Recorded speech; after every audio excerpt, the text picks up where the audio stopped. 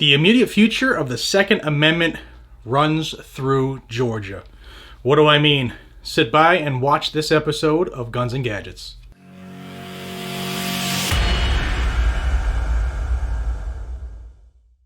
Hey everybody, welcome back to Guns and Gadgets, the premier source for Second Amendment news. If it is Second Amendment news you are interested in, this is the place you'll find it. No matter where it happens, good, bad, ugly, or indifferent, I bring it forward here on the channel, so please consider subscribing if you haven't already. And also, if you could, thumbs up the video and share it along with some friends, that will help as well. Let's talk about the future of the Second Amendment. If we go off of what we know as of right now, okay, as of right now, and things could change, it's slim, but it could. But as of right now, Joe Biden is projected to win the presidency. The media doesn't get to appoint anybody, but as of right now, unless President Trump and his legal team can produce overwhelming evidence, then Joe Biden would be in line to become the 46th president. Now, don't forget that the Democrat Party retained control in the House of Representatives. Yes, they did lose some seats, 8 I believe, but they do have a majority. All eyes are on the United States Senate right now. And as of the recording of this video, it's coming down to Georgia. Georgia had both senators up for re-election this year, and Georgia is one of those states that require the candidate, even if they won the election outright, if they didn't receive 50% of the vote, at least 50%, then they have to go to a runoff. And that happened in both races in Georgia. Now, why is that important? It is very important.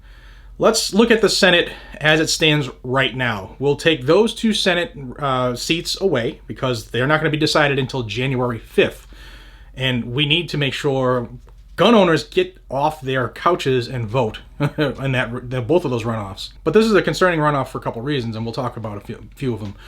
So let's take those two out, okay? So that would be 98 seats left. The current makeup of the Senate would be 48 Republicans, 46 Democrats, 2 independents. Theoretically, let's just say it's 48 to 48, okay? Now, those two runoffs, if we just go by the amount of votes they have now and the percentages, if we just carried it forward, I'm not even talking Democrat, Republican, I'm talking about the Second Amendment. If we don't secure the Senate, then we have 2 years of total control by a bunch of vultures and vampires who have sworn they will pass gun control. Look at it this way. A Biden-Harris presidency are obviously going to push their members of their party to put forth the things that Joe Biden and Kamala Harris have been promising for the last couple months. Universal background checks, assault weapons bans, magazine bans, red flag laws, the boyfriend loophole, all this stuff. They are going to pressure their members in the House of Representatives, where they have a majority, to start the bill. And it will roll through the House of Representatives because they have the majority.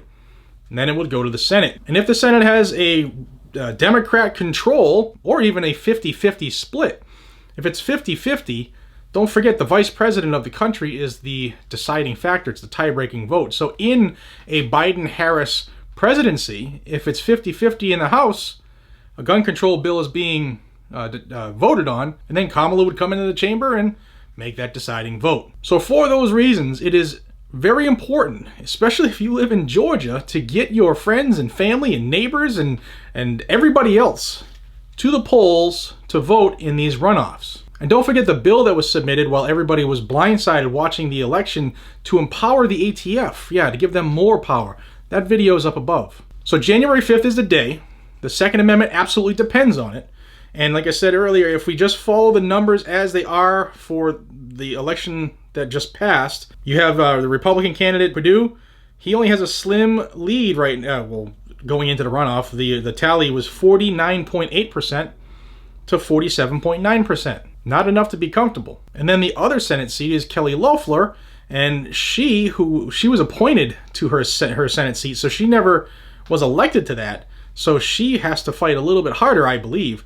But the numbers there, the Democrat, Warnock, got 32.9% of the vote, and Loeffler got 25.9%. So Georgia gun owners, Georgia freedom lovers, Georgia constitutionalists, you all have some work to do, and you don't have a lot of time to do it. Guys and gals, the Democrat anti-gun machine wants nothing more than to take away guns and to limit guns. They've said it themselves. So don't be that person that comes around and says, well, Obama didn't take my guns. Add that to, you got Mark Kelly, who's an anti-gunner, a gun grabber. He got in the Senate. Arizona, I don't know what you guys were doing. I don't know how you let that happen. I hope you guys and gals would pass this along. There's not a lot going on per se in the second, but there's a lot going on in the Second Amendment because the future is at stake if you have guns in your house.